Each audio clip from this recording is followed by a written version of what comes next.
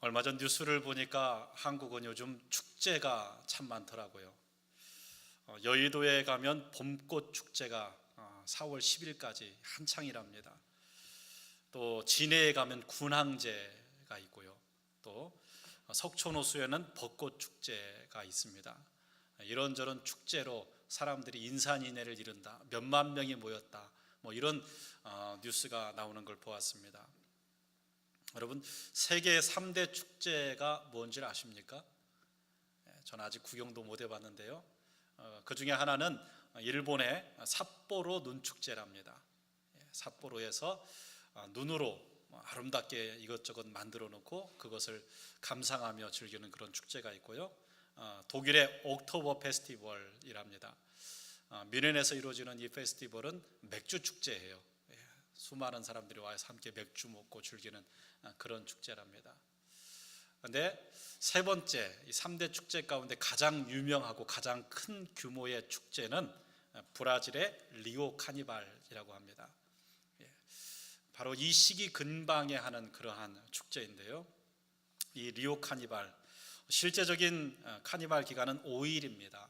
이 5일 가운데 100만 명이 넘는 사람들이 이 축제에 함께 모여서 즐긴다고 합니다. 그 중에 한 80만은 해외에서 오는 사람들이 이 축제 기간을 즐기기 위하여 온다라고 이야기합니다. 그래서 축제 기간이 되면 온 세계적으로 이 리오 카니발 축제에 대한 기사가 큰 이슈화 되는 것을 볼 수가 있습니다. 2000년 전에 세계 사람들의 이목이 예루살렘에 집중되었습니다. 바로 이 시기입니다. 왜 그런가? 이스라엘의 작은 수도에 세계 사람들이 상상할 수 없는 어마어마한 인원이 모여있기 때문이에요. 지금도 100만, 200만 엄청난 숫자입니다. 근데 2000년 전에 교통수단이 힘든 그 시대에 요세푸스의 기록에 보면요, 2세기 역사가인데 그 사람이 쓴 기록에 보면은 예수님 당시에 예루살렘에 원래 거주하던 인원은 한 10만 명입니다. 이 10만의 인구의 거주 도시 예루살렘에 예수님 당시에 6월절에 모였던 인구가 얼마냐? 200만이 넘습니다. 200만이라면 어마어마한 숫자예요. 인구의 대이동이 거의 모든 유대인들이 예루살렘으로 모였다라고 할 수 있을 정도였습니다. 그들이 왜 모였는가? 6월절이죠. 6월절. 6월절은 어떠한 날이냐? 이스라엘 백성들이 애굽의 종되었습니다. 그런데 하나님께서 지도자 모세를 세우시고 이스라엘 백성들을 출애굽시킨 그것, 그 해방의 기쁨을 감사하고 노래하는 날이 바로 6월절입니다. 그러니까 우리 한국으로 얘기하면 8.15 광복절과 같은 날이에요. 해방의 기쁨, 그 감사, 그것이 넘쳐나는 6월절로 온 세계에 흩어져 있고 이스라엘에 흩어져 있던 유대인들이 예루살렘으로 다 모였습니다. 그런데 기쁘고 감사해야 될 6월절이 그렇게 썩 기쁘고 감사하지만은 않습니다. 왜냐하면 지금 그들의 현실이 그러지 못하기 때문이에요. 저들이 6월절에 모여 있지만 지금 이스라엘은 로마의 속국입니다. 로마의 압제에 있는 거예요. 그러니까 그 마음이 어떻겠어요?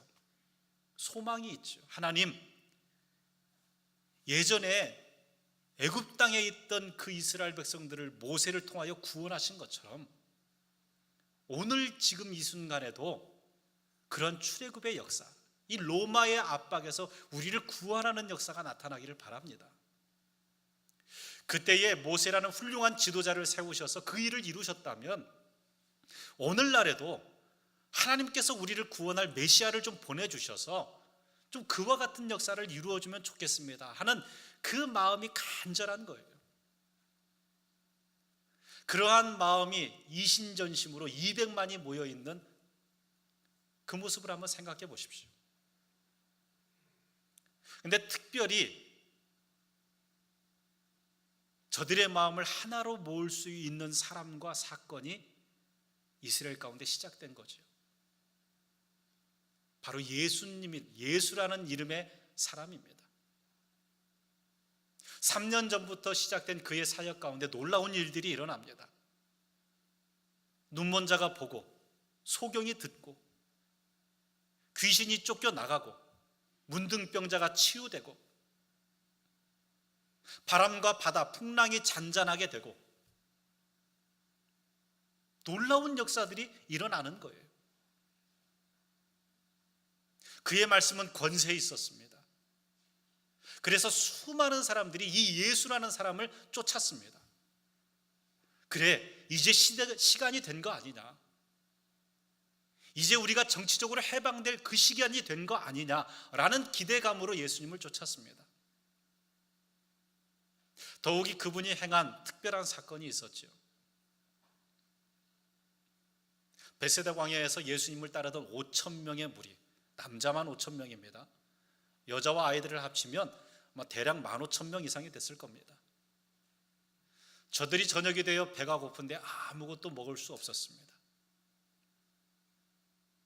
그때 예수님 앞으로 가져온 보리떡 5개와 물고기 2마리, 그분이 기도하고 그분이 떼어서 제자들에게 주고, 제자들이 떼어서 무리들에게 주는데 보리떡 5개와 물고기 2마리로 남자만 5,000명, 그 자리에 있는 모든 이들이 먹고 12광주리가 남았습니다. 그래, 이분이다. 이분이라면 우리를 이렇게 많이 모을 수 있고, 또 모여진 우리를 경제적으로 충족시켜 줄 수 있는 이분이라면 이분이 우리 왕이 돼야 된다. 예수님을 임금 삼으려 했습니다.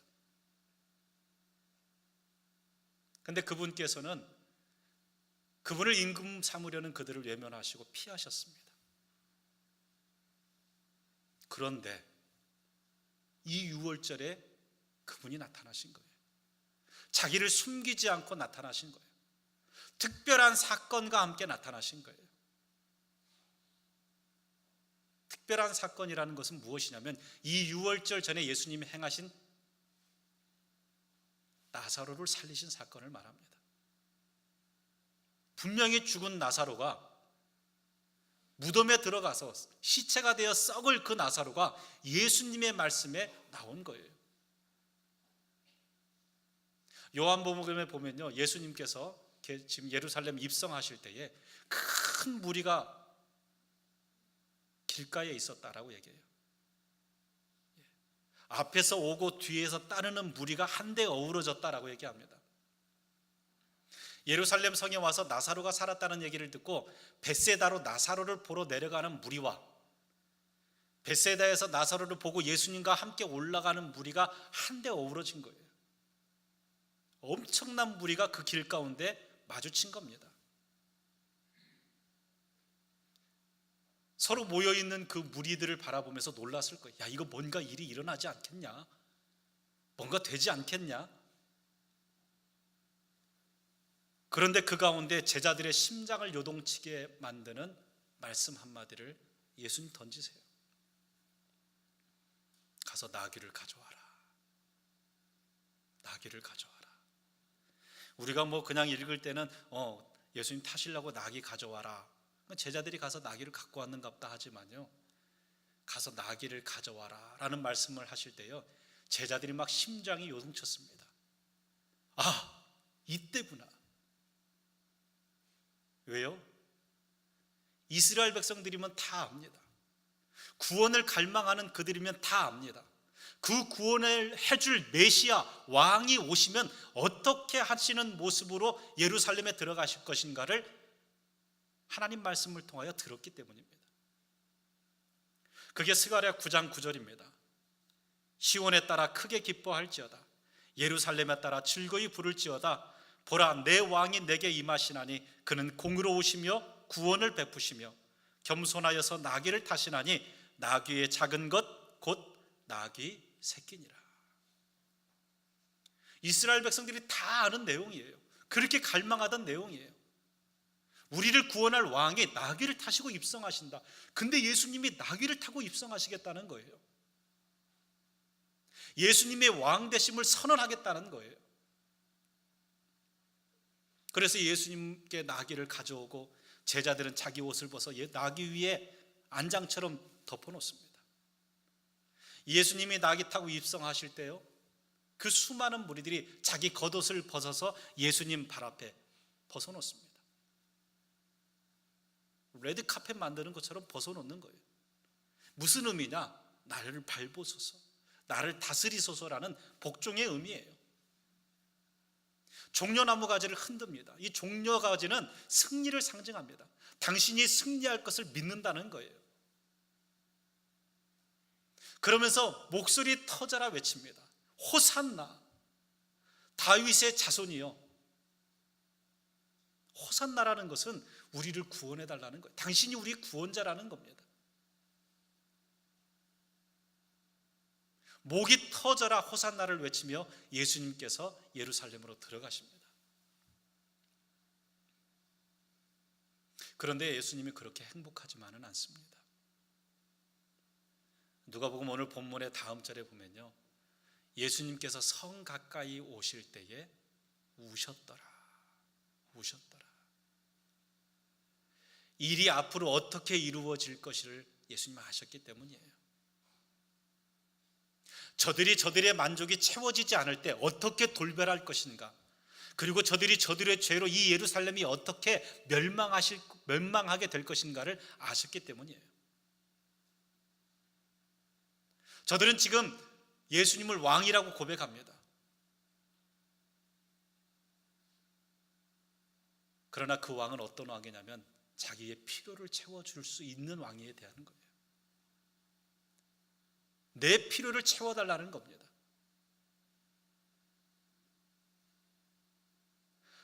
하나님의 하나님 되심을 인정하고 하나님의 영광을 위하여 내가 하나님의 필요를 채우는 것이 아니라 내 필요를 채우는 왕으로서, 이스라엘을 로마에서 구원할 그러한 정치적인 왕으로서, 정치적인 메시아로서, 우리의 배고픔을 해결해 줄 수 있는 경제적인 메시아로서, 나의 육신의 연약함을 치료해 줄 수 있는 육체적인 메시아로서 예수님을 맞이하고 있는 거예요. 그것은 예수님이 이 땅에 왕으로 오신 본질적인 목적과 전혀 다른 겁니다. 근데 예수님이 자기의 목적을 채워주지 않자 일주일도 지나지 않아서 어떻게 얘기합니까? 호산나 다윗의 자손이여라고 외쳤던 그 입으로 십자가에 못 박아라 라고 얘기합니다. 때로는 많은 신앙인들이 내 욕구가 채워지지 않을 때 똑같은 모습으로 돌아갑니다. 여러분, 예수 그리스도는 분명히 우리의 왕 되십니다. 그분은 왕으로 오셨고 왕 되심을 선포하셨고 또 왕으로 죽으셨습니다. 마태복음 2장에 보면은 2절에 유대의 왕으로 동방 박사들이 별을 보고 찾아와서 헤롯을 만났을 때 하는 질문이 이겁니다. 유대의 왕으로 나실 자가, 왕으로 오신 겁니다. 그래서 황금을, 왕이심을 인정하는 황금을 예물로 드리는 거예요. 빌라도의 대화 가운데서도 핵심적인 문제는 뭐냐면 유대의 왕이냐라는 겁니다. 마태복음 27장 11절에 중간에 총독이 물어 이르되 내가 유대인의 왕이냐? 예수께서 대답하시되 내 말이 옳도다. 마태복음 27장 37절에 죄패가 있는데 그 머리 위에 있는 유대인의 왕 예수라 쓴 죄패를 붙였더라.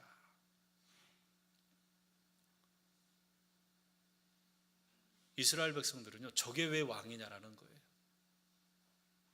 내 욕구를 안 채워주는 저게 왕이 될 수 없다는 거예요.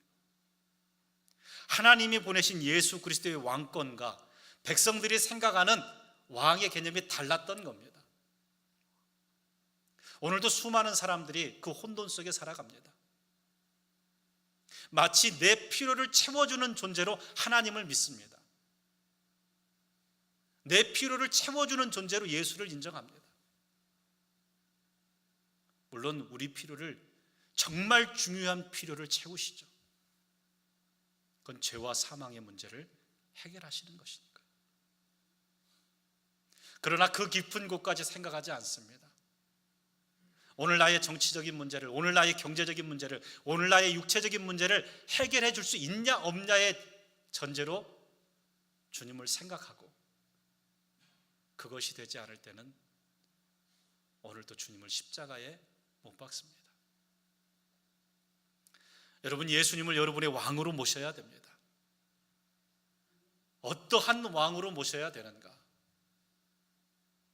첫 번째는 예수 그리스도는 섬김을 위한 겸손한 왕으로 우리에게 오셨다. 스가랴 9장 9절 말씀에 보면 시온에 따라 크게 기뻐할지어다, 예루살렘에 따라 즐거이 부를지어다. 보라, 내 왕이 내게 임하시나니 그는 공의로우시며 구원을 베푸시며 겸손하여서 나귀를 타시나니. 겸손하신 왕으로 우리에게 오셨습니다. 근데 그 겸손의 이유가 앞에 써 있습니다. 구원을 베푸시기 위하여. 구원을 베푸시기 위하여. 진짜 구원은 여러분의 정치와 여러분의 경제와 여러분의 육체의 문제가 아닙니다. 진짜 구원은 우리의 죄와 사망의 문제입니다. 이 죄와 사망의 문제로 오신, 이 문제를 해결하러 오신 예수님의 모습이 어땠느냐? 겸손했다라고 얘기합니다. 겸손했다. 근데 제가 조금 더 이 말씀을 더 깊이 해석하면요, 우리의 구원을 해결하러 오신 예수님이 무능력하셨다 라고까지 얘기 드릴 수 있습니다. 여러분, 예수 그리스도께서 이 땅에 행하신 가장 위대한 두 가지의 사건은 성육신과 십자가입니다. 그러잖아요. 하늘 보좌 위에 계신 분이, 모든 것을 하실 수 있는 분이 아무것도 할 수 없는 아기의 몸으로 이 땅에 오신 사건이, 이게 성육신입니다. 우리는 손가락 하나만 움직이지 못해도 이거 힘듭니다. 불편합니다. 그렇게 하고 싶지 않습니다. 근데 우리를 사랑하는 방법, 우리와 눈 맞추기 위하여 우리와 동일하게 되셨는데, 갓난 아기의 몸으로 그 예수님의 능력을 다 해제하시고 오신 사건이 성육신이에요. 겸손이라는 것이 무엇일까요? 그냥 이렇게 숙이는 것이 겸손일까요? 아닙니다. 모든 능력이 있지만 사명을 위해서 모든 능력을 포기하고 무능력해지신 것, 그것이 예수 그리스도의 겸손이에요. 예수님이 하나님의 아들 되심을 선포하기 위하여 이 땅 가운데 이적을 행하셨지만요, 결국 우리 구원을 위하여 행하신 가장 위대한 역사는 십자가인데, 십자가에서는 아무것도 하지 않으셨어요. 아무것도 하지 않으셨습니다. 예루살렘 입성 이후에 겟세만에서 예수님을 붙잡고 죽이러 끌고 가는 그 순간부터 예수님을 치고 침뱉고 모욕하고 수치와 조롱을 했는데도 예수님 아무것도 하지 않으셨어요. 구원을 위하여 자신을 무능력하게 만드신 것, 그것이 겸손입니다. 여러분, 교회 일을 하다 보면요, 어느 순간 되면은 그 겸손이 어렵다라는 걸 알게 됩니다. 일을 열심히 하는 게 어려운 게 아니에요. 구원의 능력을 위하여 내가 수치당하고 내가 힘들어져도 내가 그냥 그대로 무능력해지는 것, 그래서 하나님의 평화를 이루어낼 수 있는 것, 그래서 하나님의 구원의 역사가 이 교회 안에, 내 구역 안에, 내 가정 안에 그대로 역사할 수 있도록 내가 무능력해지는 것, 이게 겸손입니다. 이게 위대한 겁니다. 이게 예수님을 왕이라고, 예수님을 주라고 부를 수 있는, 감히 그렇게 부를 수 있는 그러한 주의 백성들의 자세입니다. 예수님을 왕이라 부르고 예수님을 주라 부른다면 그분이 가신 길을 우리가 따라가야죠. 그분이 구원을 위하여 그렇게 무능력함으로, 능력이 없어서가 아닙니다. 얼마든지 12영이나 되는 천군 군대를 불러다가 하실 수 있음에도 불구하고 구원을 위하여 자기를 무능력하게 만드신 예수 그리스도, 그 겸손함이 저와 여러분에게 있기를 소망합니다. 예수님은 섬기러 오신 겸손한 왕이시고, 또 예수님은 생명의 왕이십니다. 예수님이 지금 이 사건 바로 이전에 본질적인 예수님의 사역의 모습을 한 사건, 곧 나사로를 살리신 사건을 통하여 말씀하세요. 죽은 나사로가 살아나는 겁니다. 무엇을 얘기합니까? 부활이 있다라는 거예요. 예수님 자신의 부활을 보여주시는 예표적 사건이고, 결국 예수님의 부활은 예수를 믿는 모든 백성들이 부활할 것에 대한 예표적인 사건입니다. 그래서 나사로를 살리실 때 예수님이 이 말씀을 하시는 겁니다. 요한복음 11장 25절에서 26절입니다. 예수께서 이르시되 나는 부활이요 생명이니 나를 믿는 자는 죽어도 살겠고 무릇 살아서 나를 믿는 자는 영원히 죽지 아니하리니 이것을 내가 믿느냐. 예수님은 살리기 위하여 오시는 거예요. 죄와 사망으로 죽어가는 우리를 살리기 위하여 생명의 구주로 오시는 겁니다. 그래서 자기의 생명을 내어주신 거지 않습니까? 요한복음 6장 48절에서 51절, 내가 곧 생명의 떡이니라. 너희 조상들은 광야에서 만나를 먹었어도 죽었거니와 이는 하늘에서 내려오는 떡이니 사람으로 하여금 먹고 죽지 아니하게 하는 것이니라. 나는 하늘에서 내려온 살아있는 떡이니 사람이 이 떡을 먹으면 영생하리라. 내가 줄 떡은 곧 세상의 생명을 위한 내 살이니라 하시니라. 그분의 살, 그분의 죽음을 내어주시면서 우리를 살리신 거예요. 예수님은 우리를 살리는 생명의 왕이십니다. 그러면 예수님이 살리신 생명을 우리가 죽게 하면 되겠습니까? 우리의 죄로, 우리의 비방으로, 우리의 행동으로, 우리의 그릇으로 누군가를 실족하게 하고 누군가를 죽게 한다면 그 사람이 어떻게 예수님을 왕이라 주라고 부를 수 있는 사람입니까? 어린 소자 하나를 실족하게 하면 연자 맷돌을 메고 바다에 뛰어드는 것이 낫다라고 말씀하셨습니다. 예수님이 살리셨다면 예수님을 왕과 주로 고백하는 우리도 살리는 사람이 돼야 돼요. 가정을 살리는 사람이 돼야 돼요. 직장을 살리는 사람이 돼야 돼요. 교회를 살리는 사람이 돼야 돼요. 나로 인하여 누군가의 영혼이 피폐하고 죽어가는 것이 아니라 나로 인하여 하나님의 위로를 얻고 생명을 누릴 수 있는 사람이 돼야 되는 겁니다. 그게 바로 예수님의 왕권을 인정하고 예수님을 주라고 고백하는 사람의 삶입니다. 자주 이야기 드립니다. 로마서 8장 6절 말씀, 참 귀한 말씀이에요. 육신의 생각은 사망이요 영의 생각은 생명과 평안이니라. 사망과 같은 일이 일어난다면 내가 육신의 생각하는 겁니다. 여러분의 생각이 생명과 평안을 이룰 수 있는 영의 생각이 돼야 돼요. 내가 내 자신을 십자가에 못 박음으로 말미암아 누군가의 영혼을 주님 앞으로 인도할 수 있는 사람이 돼야 되는 거예요. 그게 바로 예수 그리스도를 왕으로 고백하고 예수 그리스도를 주라고 고백할 수 있는 삶인 것입니다. 말씀을 정리합니다. 오늘 여러분은 예수님을 어떠한 왕으로 고백합니까?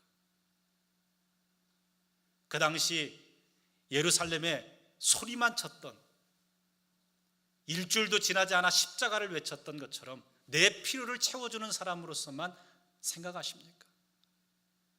부족과 같은 존재로 내 정치적인, 내 경제적인, 내 육체적인 필요를 채워줄 수 있는 존재로만 생각하십니까? 아니면 나를 죄와 사망에서 구원하시기 위하여 생명의 왕으로, 그 구원의 역사를 위하여 자기를 무기력하게 무능하게 만드시고 겸손하게 십자가지로 올라가시는 이 예수님을 나의 왕으로 고백하십니까? 그리고 그분을 그 왕으로 고백하신다면 과연 여러분의 삶은 어떠해야겠습니까? 생명의 왕 되시고 겸손의 헌신의 왕 되신 예수 그리스도를 뒤쫓아가 우리도 생명을 살리고 하나님의 구원의 역사를 이룰 수 있는 주의 종들 되기를 주님의 이름으로 축복합니다. 기도하겠습니다.